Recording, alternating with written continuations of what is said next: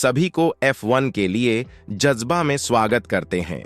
तैयार हो जाइए, क्योंकि हम 2023 के यूनाइटेड स्टेट्स ग्रां प्री के घूमते फिरते में जा रहे हैं, जहां मैक्स वर्स्टापेन ने अपनी 50वीं करियर जीत हासिल की है।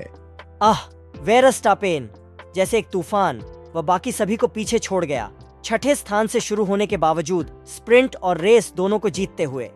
हमारे वेटरन लुइस हैमिल्टन के बारे में क्या कहें। वह अपराधित करार देने के बावजूद वह एक प्रेत की तरह चलाई गई कार में था, लगभग पोल पोजीशन को पकड़ने के करीब। उनका प्रदर्शन कुछ कमाल का था। ये उन अपडेटों का सबूत है जिन्हें मर्सिडीज ने लाए थे। कभी भी अपराधित करार इतना अच्छा नहीं लगा है। और लोगों, हम लैंडो नॉरिस को भी न भूलें। वह हम सबको आश्चर्यजनक रूप से प्रमाणित करते हैं, क्वालिफाइंग में दूसरी जगह को दावा करते हुए और रेस में उसी तरह समाप्त होते हुए। सच्चाई, उसकी प्रतिभा का एक चमकता हुआ उदाहरण। और चौंकाने की बात करते हुए यूकी त्सुनोडा ने निर्दोष रेस क्राफ्ट और टायर प्रबंधन के साथ सिर मोड़ दिए। वास्तव में अल्फा टॉरी ड्राइवर के लिए एक उत्कृष्ट 8वां स्थान समाप्ति, लेकिन अल्पाइन के लिए पियर गैसली की अविश्वसनीय 6ठे स्थान समाप्ति के बारे में क्या कहेंगे? उनकी फॉर्म का एक सबूत। बिल्कुल सही, लेकिन पोल पोजीशन से शुरू करने के बावजूद चार्ल्स लेक्लर्क ने रेस के दौरान संघर्ष किया, केवल अयोग्य ठहराया जाने के लिए। और इस सभी नाटक के बीच अलेक्जेंडर अल्बॉन ने एक मजबूत दौड़ चलाई, अयोग्यता के बाद अंक जमा करते हुए। और हम कार्लोस साइंस को न भूलें, जो ग्रिड के पीछे से चौथे स्थान पर पहुंचे अयोग्यता के बाद। ये एक प्रशंसनीय प्रदर्शन है। हमारा दिल लैंस स्ट्रोल के साथ है, जिन्हें ब्रेक समस्या की बुरी किस्मत थी, लेकिन उन्होंने 7वें स्थान पर समाप्त करने के लिए एक लड़ाई भरी आत्मा का प्रदर्शन किया। और फर्नांडो अलोंसो, उन्हें सस्पेंशन की विफलता के साथ बुरी किस्मत का हिस्सा मिला, लेकिन स्थानांतरण से पहले उन्होंने एक प्रभावशाली रिकवरी ड्राइव किया। अंतिम रूप में हमारे नए आगाजशील खिलाड़ी लोगन सार्जेंट हैं। वे टॉप 10 समाप्ति से बच गए, लेकिन फॉर्मूला 1 में अपने पहले अंक सुनिश्चित कर लिए। यकीनन यह एक यादगार रेस थी, क्या आप कहेंगे? हाँ, बिल्कुल।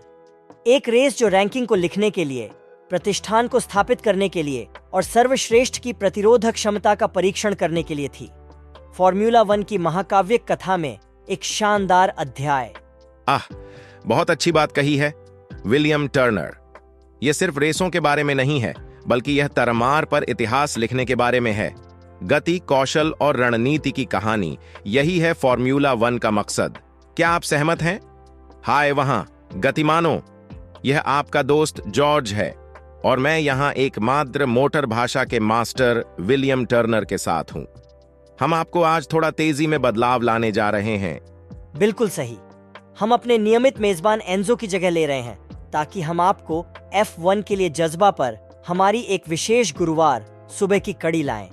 तुम जानते हो विलियम, गुरुवार को हम फॉर्मूला 1 के महाकाव्यिक, ऐतिहासिक, महान पलों में गहराई से जा पड़ते हैं। यह सब उत्साह और अस्थायी घटनाओं, निर्लज्ज ओवरटेक और दिल धड़कने वाले क्रैश के बारे में है। और उनके पीछे की कहानियां, वे पल जो इस खेल के लोक कथा का हिस्सा बन गए हैं। मैं खुद से इसे और अच्छी तरह से नहीं कह सकता था विलियम। और आपको बताता हूं दोस्तों, आज हमारे पास आपके लिए एक शानदार कहानी है। लेकिन शुरू करने से पहले हमें एक गुणवत्ता की कृपा करें। अगर आपको जो सुन रहे हैं पसंद आ रहा है, तो हमारे चैनल को सब्सक्राइब करें, उन सूचनाओं को चालू करें और हमें एक टिप्पणी छोड़ें। अपने दोस्तों और परिवार के साथ प्यार साझा करें। यह वास्तव में इस चैनल को पूरी गति से चलाने में मदद करता है। पूरी गति की बात करते हुए। ठीक है विलियम, क्या आप यूनाइटेड स्टेट्स ग्रां प्री के अंदर के और बाहर के बारे में और अधिक जानना चाहेंगे? चौंकाने वाली जीतों और दिलचस्प निष्कासनों के बारे में? तो हमारे साथ जुड़े रहें। ये एक बहुत ही रोमांचक यात्रा बनने वाली है जॉर्ज।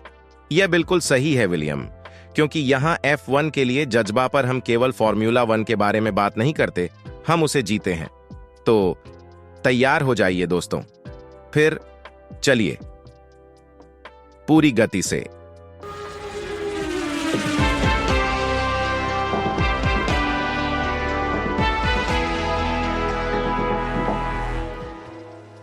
तुम जानते हो, ये सब मुझे मेरे बचपन की यादें ताजगी देता है। मैं याद करता हूँ जब मैं एक छोटा सा लड़का था और घर पर हमारे पास एक पुराने वायरलेस रेडियो पर रेस की कमेंट्री सुनता था। ओह, बताओ ना। वहाँ एक रेस थी। मुझे याद नहीं कि वह कौन सी थी, लेकिन वह एक क्लासिक थी। मुख्य दौड़ने वाले ने अच्छी दूरी से आगे चलते हुए किसी कारण से निष्क्रिय कर दिया गया। ये दिल दुखाने वाला था। मैं याद करता हूँ कि मैं वहीं व्हील के पीछे होने जैसा महसूस कर रहा था। ये बहुत ही हैमिल्टन की स्थिति की तरह लग रही है इस हफ्ते, क्या नहीं? यह वास्तव में ऐसा ही था। आप निराशा की भावना को महसूस कर सकते थे, लेकिन हैमिल्टन मेरी बचपन के उस ड्राइवर की तरह उसे नीचे ले जाने नहीं दिया। मर्सिडीज द्वारा लाए गए अपडेट्स ने उसे बहुत आवश्यक आत्मविश्वास दिया और उसने इस मौसम में हमने देखी हुई सबसे अच्छी प्रदर्शन प्रस्तुत की। ये दिखाता है कि यह बस परिणाम के बारे में ही नहीं है, ये यात्रा के बारे में भी है, क्या नहीं? बिल्कुल सही। ये उस तरीके से खुद को उठाने, धूल उड़ाने और फिर से रेस में वापस आने के बारे में है। ये जीवन में सच है और ये विशेष रूप से फॉर्मूला 1 में सच है। वेरस्टापेन ने इस हफ्ते वाकई धमाकेदार प्रदर्शन किया। स्प्रिंट जीतकर छठे स्थान से आकर और ब्रेक समस्याओं का सामना करके उन्होंने अपनी 34वीं महत्वपूर्ण जीत का दावा किया। वास्तव में ये उनकी 50वीं जीत थी। वेरस्टापेन के लिए बहुत बड़ी उपलब्धि है, क्या आपको लगता है? ओह, मेरी गलती। बेशक यह उनकी 50वीं जीत थी। उनके लिए यह एक महत्वपूर्ण अवसर है। सुधार के लिए धन्यवाद। कोई समस्या नहीं। और हैमिल्टन को निष्कासित कर दिया जाने के बाद नॉरिस ने एक अच्छी तीसरी जगह को एक शानदार दूसरी जगह में बदल दिया। इसे हम भूल नहीं सकते। बिल्कुल सही। नॉरिस हाल ही में बहुत जोश में हैं। यह उनकी चौथी पोडियम स्थान पर संयुक्त रूप से। यह दिखाता है कि मैकलारेन को सर्किट ऑफ द अमेरिकास में अपनी सबसे मजबूती की उम्मीद नहीं थी, लेकिन यह बहुत प्रभावशाली है। हाँ, उन्होंने वाकई क्वालिफाइंग में सभी को चौंका दिया। ये उनकी कौशल और मैकलारेन टीम के मेहनत का सबूत है। बिल्कुल सही। और यही फॉर्मूला 1 का मकसद है ना, योजना, कौशल और रेस के उत्साह का मजा। अब यहां चर्चा के लायक कुछ है। सुनोडा की हाल ही में की गई प्रदर्शन की बात करें। काफी सारे 11वें स्थान पर समाप्त होने के बाद उन्होंने इस हफ्ते यह अच्छी तरह से योग्यतापूर्वक 8वें स्थान हासिल किया, अपने ग्रिड पर 11वें स्थान से शुरू होने के बावजूद। वास्तव में उन्होंने महान रेस क्राफ्ट दिखाई, प्रभावशाली टायर प्रबंधन कौशल और बेशक उनकी प्राकृतिक गति। बिल्कुल सही। लेकिन मेरे लिए वास्तविक रूप से उचित है कि वह निराशाजनक स्प्रिंट के बाद वापस आने को कैसे संभाला, जहां उन्होंने 14वें स्थान पर समाप्त किया था। यह उनकी दृढ़ता का प्रमाण है, क्या आपको लगता है? मैंने वास्तव में उस दृष्टिकोण से कभी सोचा नहीं। ये एक अच्छा तरीका है। और फिर हैं घासली और अल्पाइन। गासली ने एक प्रतिक्रियाशील रूप दिखाया है 4 शीर्ष 10 समाप्तियों के साथ। जब तक उसे दंड नहीं मिला, वह एक और ड्राइवर है जिसने सप्ताहांत को अपने कदम में लिया। स्प्रिंट और मुख्य रेस दोनों में कुछ महत्वपूर्ण अंक सुनिश्चित करते हुए। सच्चाई। सुनोदा और घासली ने दिखाया कि हार अंत नहीं है, बल्कि वापसी के लिए अवसर है। यह वास्तव में हम सभी के लिए एक मूल्यवान सबक है। अब थोड़ा गियर बदलते हैं। चलिए हम यूनाइटेड स्टेट्स ग्रैंड प्री में लेक्लेर्क के वीकेंड के बारे में बात करें। यह भावनाओं का एक रोलर कोस्टर था, कम से कम यह कहना चाहिए। उन्होंने उच्च स्तर पर शुरुआत की, रेस के लिए एक उत्कृष्ट पोल पोजीशन हासिल की, लेकिन जैसा कि हम सभी ने देखा, उनकी एकल लैप की गति रेस में पूरी तरह से अनुवाद नहीं हुई। यह फेरारी की रणनीति के कारण हो सकता है। बेशक वर्स्टापेन को स्प्रिंट पोल से छोटा होने के बावजूद और शनिवार को 100 किलोमीटर की दौड़ में तीसरे स्थान पर समाप्त होने के बावजूद रविवार थोड़ा मुश्किल था।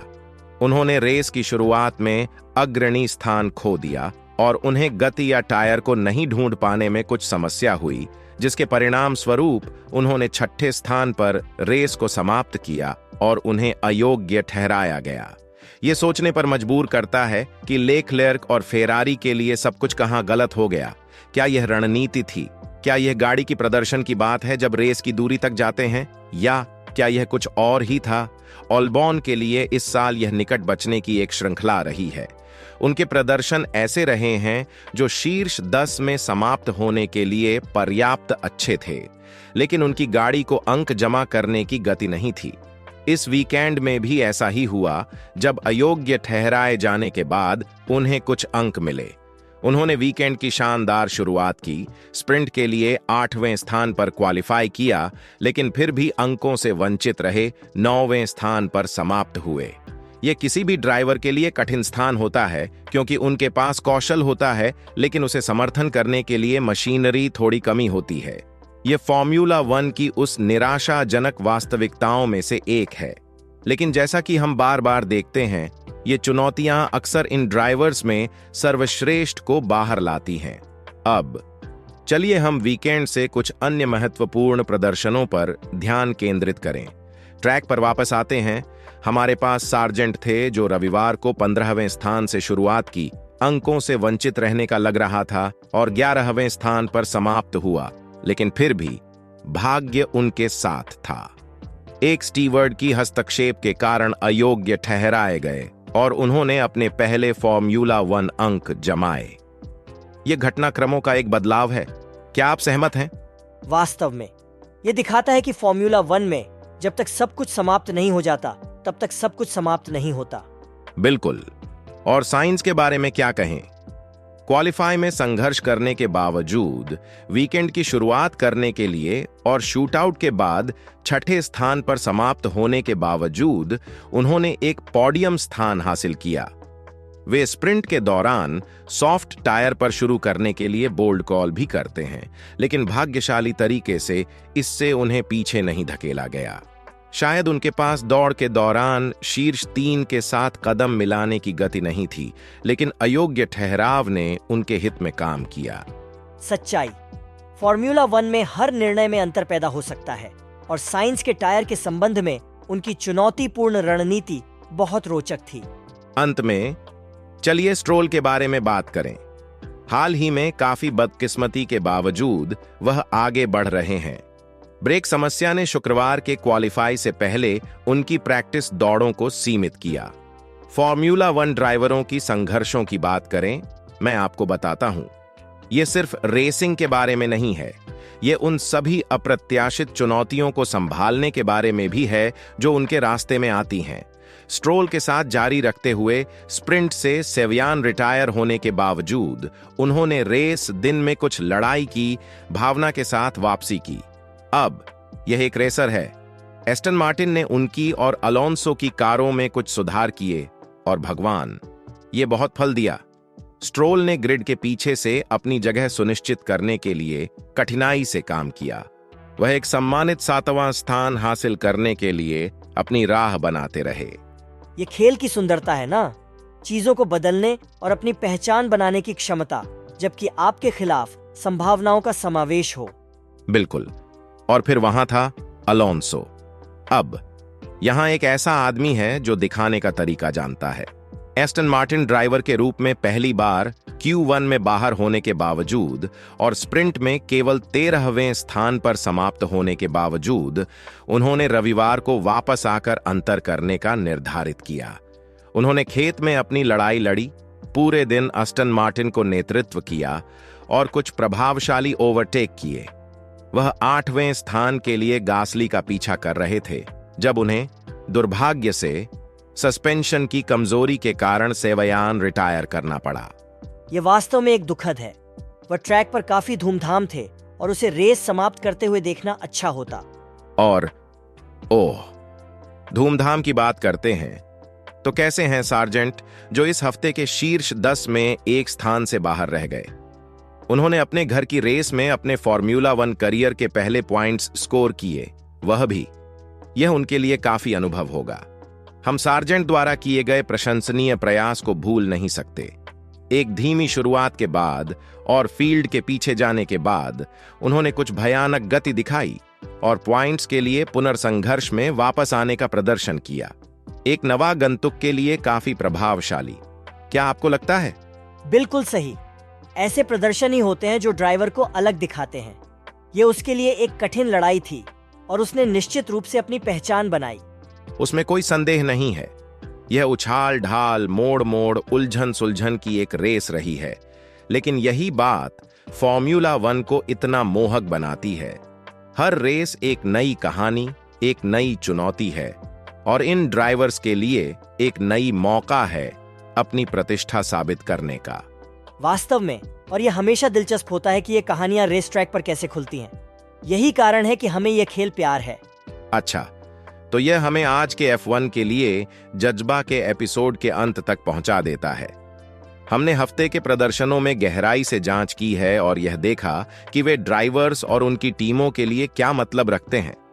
हमेशा की तरह हमने आपके लिए सबसे आकर्षक सामग्री लाने का प्रयास किया है, रेसों, रणनीतियों, विजयों और कभी-कभी बड़बड़ाहटों का विश्लेषण करके। इसलिए सदस्यता लेना और उस सूचना घंटी को दबाना न भूलें ताकि आप हमारे एक भी एपिसोड को न छुएं। और अगर आपने आज के एपिसोड का आनंद लिया है तो हमें एक थम्स अप जरूर दें। हमारे पॉडकास्ट को अपने दोस्तों और फॉर्मूला 1 प्रेमियों के साथ साझा करें और हमें एक टिप्पणी छोड़ें। हमेशा आपसे सुनना पसंद करते हैं। और हम आने वाले एपिसोडों के लिए लाइनअप किए गए रोमांचक चीजों को भी न भूलें। आप इन्हें छोड़ना नहीं चाहेंगे और इस पर मुझ पर विश्वास करें। हम आपकी टिप्पणियों को पढ़ते हैं और हमारे सुनने वालों से जुड़ना हमेशा खुशी की बात होती है। बिल्कुल सही।